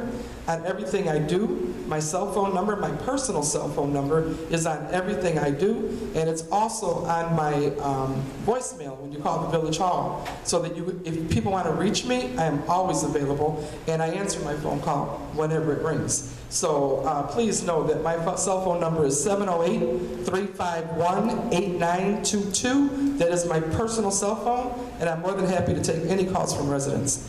And as far as the boil order, I just found out about that sometime today. I was wondering, Mr. Mayor, if there's something from the IEPA regarding the area, can we all get copied on it? Because I don't think I received anything. I really wasn't made aware of what was going on. I did notice that my own water, and I don't live in Deer Creek, I called you last week when I saw red water coming out of my own faucet, but it was temporary. So apparently the IEPA had a concern. So if we can get a copy of that, I would really appreciate that. And that's all I have right now. I just wanted to say all the Public Events Committee events are open to everybody, not only within our community, but outside our community. We try to be inclusive of the south suburbs, and anytime you want to join the committee, or if you have any ideas on what we could bring to the village in the way of an event, I would be more than happy to speak to anybody. Thank you. Have a great day. Trustee Bell? No comment. Trustee Green? No comment, Mayor. Trustee Todd? I have nothing at this time. Trustee Brewer? Thank you, Mr. Mayor. Ms. Sanders, as far as I know, the pipe under I-394 broke, and that's why we had the problem. But if I'm not mistaken, Ms. Campbell can speak to it later. We usually have e-news that's sent. Maybe, I don't know if you signed up for e-news, and she will let you know if something like this happens, and you keep abreast of what's going on. I don't know, but no? Oh, okay. Well, I would love to. Okay. No, it's not that right. Okay. Well, I mean, that's what I heard. But, so anyway, it was broken, and maybe the village administrator could talk more on it when we finish. But before I close out, I want to speak on the comment that about Mr. Finch. Now, that whole session that they had with Mr. Finch was orchestrated. The mayor told us when we first came in that trustees couldn't speak because there was too many of us there, and we were in violation of open meetings act if we started to talk. So that's something that we couldn't do. Otherwise, you know, I would have said something.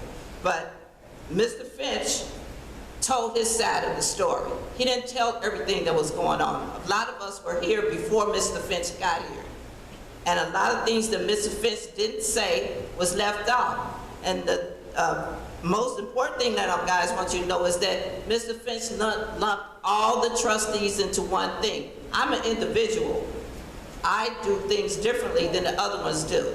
I make decisions based on the information that I'm given. So Mr. Finch it might be in his best interest to come back and sort of address some of the issues that he talked about. Believe me, I tell you, and if he lets the trustees talk,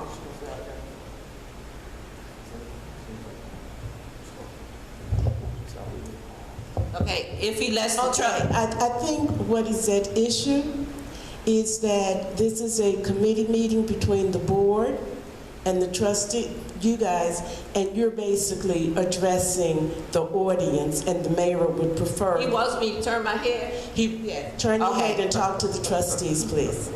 Okay. That's, well, anyway, like I said, the information that Mr. Finch gave was incomplete. If Mr. Finch would come back and let some of the trustees address what he was talking about, believe me, it would be a entirely different story. So everybody has their opinion, but nobody's entitled to facts, to their own facts. That's what I'm trying to say. So, Mr. Finch, he could come and talk to the trustees, and they'll be able to tell him whatever he needs to know or whatever we think it, because we might not know, because as you know, since 2017, we have had a problem with transparency. So I suggest that Mr. Finch come back, and he can talk to trustees about what's going on and how they feel about things that will actually happen doing the thing. But I just want you guys to really know that we were not allowed to speak, and we couldn't speak because we were in violation of the Open Meetings Act if any of us said anything. So just keep that in mind whenever you see more than 2, 3 trustees at one time. So, and I would really like to find more information about what happened with the board order. That's the end of my comment. Trustee Brzezinski.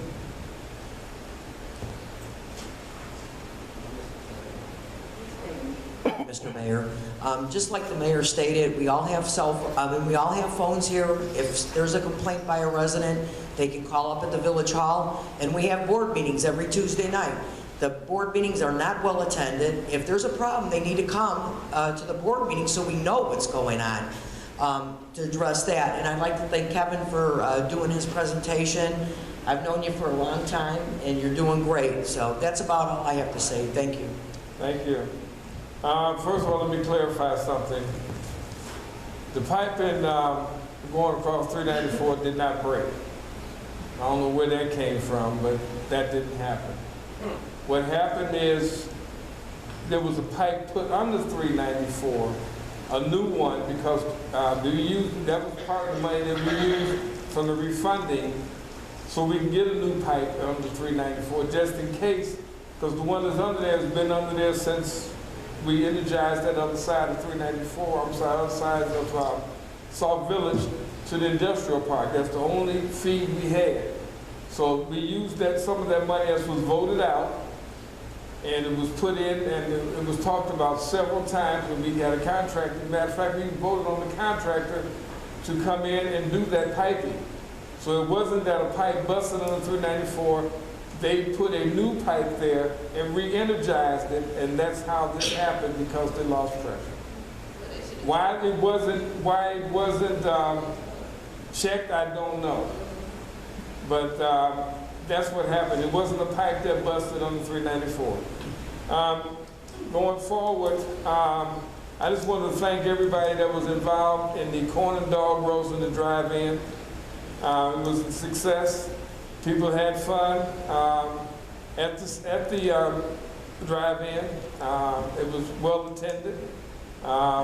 We may do a few things a little different next time, and we're going to do a little shopping around, but I think it may be a need for something like that we can do in the near future, to have a drive-in. Maybe not in conjunction with that, but maybe have a drive-in period, maybe once every few months. I just wanted to let everyone know there's 2 things that's coming up that's very, very important. Number 1, census. 15th of this month is the last day for the census. Please, please, I hope everyone, I think our numbers are 62%. The last I checked, it was 63.3. Okay. And that was on Saturday. Okay, so that's bad. We should have at least 90%, because we're losing money. So if there's anyone that did not fill the census out, please do so between now and then, because we lose I think it's $1,600 per person per year for the next 10 years is what we'll lose if we don't get properly counted. So it's not that hard to do. You can come up here to the village at any time we're open from 8 to 5 and fill out the census. And then also the second thing is register. Come out and register. That also can be done here at the village between 8 and 5. So you can register for the next election, which is November 3rd. Please come up and get registered. That being said, I'll accept the motion to adjourn. Second. Okay, everybody, so moved by Trustee Bell, second by Trustee Williams. All in favor? Aye. Good night, people.